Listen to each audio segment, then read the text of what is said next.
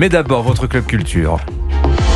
Europe 1. Comme tous les jours sur Europe 1 et en ce mercredi, Laurie Choleva est avec nous pour les sorties cinéma. Bonjour Laurie. Bonjour Dimitri, bonjour Anissa. Bonjour à tous. Qu'est-ce qu'on va aller voir cette semaine ? L'homme qui rétrécit, c'est Jean Dujardin et un biopic sur Bruce Springsteen. Et voilà. Avec un excellent acteur. Ah oui. Avant cela, votre livre du jour, Nicolas Caro, bonjour. Bonjour Dimitri. Ce matin, le nouveau Pierre Jourde. Et oui, Pierre Jourde, immense écrivain, la littérature sans estomac, Pays perdu, La première paire, je vous les fais pas tous.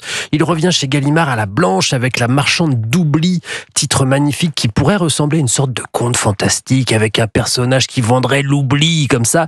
Mais là, c'est La marchande d'oubli un peu l'ancêtre de la gaufre, si vous voulez. Ça se mange plat comme une galette ou en cylindre, c'est le cas dans le livre. Alors, qu'est-ce que raconte ce livre ? C'est une histoire de clowns, mais des clowns à l'ancienne, les clowns acrobates fin 19e, des clowns qui ressemblent à ça parfois, empaquetés dans un maillot blanc couvert de crevés rouges comme autant de plaies, le visage fardé d'une patte livide et barré d'une bouche sanglante qui allait d'une oreille à l'autre, coiffé du chapeau à grelots des fous du Moyen-Âge.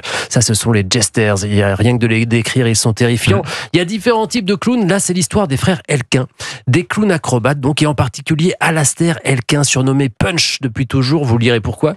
Il y a Talia aussi, la plus jeune sœur. Alors elle était ventriloque, on dit aussi engastrimite, je l'ai appris en lisant ce livre, ventriloque, engastrimite, dans le coma pendant 7 ans, et elle est exposée léthargique comme la belle endormie au public ébahi. Oui, ce ne sont pas ça n'a pas l'air très comique comme spectacle. Alors pas du tout, faut pas confondre. À l'époque, ce qui marche, c'est la curiosité, l'inquiétant, le monstre. Ce sont des spectacles quasi horrifiques, pas loin de la folie. Et Pierre Jourde mêle les deux. Charles, un médecin aliéniste, un psychiatre est tombé amoureux de Talia et rencontre Alastair, sorti d'on ne sait où, et qui raconte, on frôle le roman gothique, mais avec son cortège de romanesque, justement, parce que c'est assez rare pour le souligner. C'est un roman romanesque, ample, profond, mais entraînant comme un torrent de frics, de mystères, de cirque, de jonglerie, avec les mots aussi, parce que l'écriture est précise et sonne juste, avec des reflets dickensiens du roman noir, mais brillant.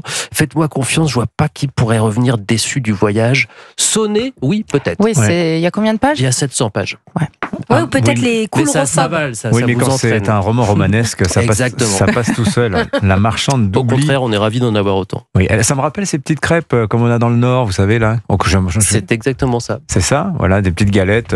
Bon, moi, j'ai Qui oublié le sont nom. cuites entre deux fers comme Ah, ça. voilà. Pierre Jourde, La marchande d'oubli dans la collection blanche chez Gallimard. Merci beaucoup Nicolas. Place au cinéma, Laurie Choleva, Jean Dujardin miniature cette semaine. Eh oui, avec L'homme qui rétrécit, l'adaptation par Ian Coonan du vieux classique du cinéma fantastique américain de 1957, d'après le roman de Richard Matheson. Alors, Jean, il incarne un quinquagénaire chef d'entreprise, père de famille qui, suite à un étrange phénomène, se met à perdre des centimètres tous les jours. C'est pas possible. Il y a un truc qui va pas là. T'as peut-être un peu maigri ? 76.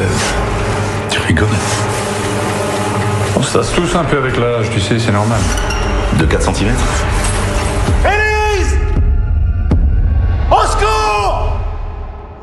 Un film qui regorge de prouesses techniques. Mais il rétrécit jusqu'à quel point ? Jusqu'au point ultime, il va devenir tout petit comme une fourmi, bien sûr, on peut pas inverser le processus. Et justement, une fois réduit à la taille d'une fourmi, il se retrouve forcément en danger dans son propre cocon familial. Tout ce qui était banal devient périlleux, le chat, la souris, le poisson rouge dans son bocal, une mouche ou encore une araignée.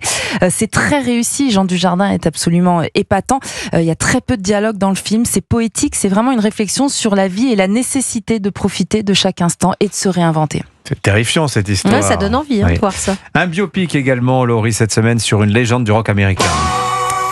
Et ouais, c'est celui qu'on surnomme le boss, Bruce Springsteen, un film de Scott Cooper, Springsteen Deliver Me From Nowhere. Alors au lieu de s'intéresser à son parcours jusqu'à la gloire, c'est vraiment un portrait intime, intense, au cœur d'un moment décisif de la carrière du chanteur, la création de son album Nebraska 1982. Parce qu'à ce moment-là, il est déjà en haut des ventes, il vient de faire une tournée incroyable et il se lance dans cet album complètement à contre-courant de ce qu'il a l'habitude de faire, seul à la guitare et à l'harmonica, loin du rock traditionnel. Et bien sûr, ça cartonne. Alors ce film, c'est pas le portrait de la star, c'est vraiment celui de l'homme. Comment une légende de la musique américaine a réussi à s'en sortir, à imposer ses choix avec, elle le disait, Anissa, une autre star, Jeremy Allen White, le chef de la série The Bear, qui a été validé par Bruce Springsteen et qui interprète lui-même les chansons du film. Mais tout le monde valide Jeremy Allen White. Jérém, toi c'est Jérém. Ouais, c'est Jeremy. Jeremy Allen White. Vous avez pas regardé la série The Bear ? Non. Ah, ça va vous plaire. Faut regarder cette série Il qui est est en train de dispo taper sur. sur son clavier. C'est dispo sur Il y a l'appli une vague Canal. ressemblance Ouais. avec Bruce Springsteen, on va dire. Voilà. Bon, bah écoutez, merci beaucoup Laurie Cholet, votre excellent album Nebraska. Ils font Ah tout oui. ça maintenant, passer Un petit moment unplugged, précis. Ouais, folk, Ah oui, c'est vrai. voilà, pour prouver qu'ils sont de vrais musiciens, de vrais chanteurs.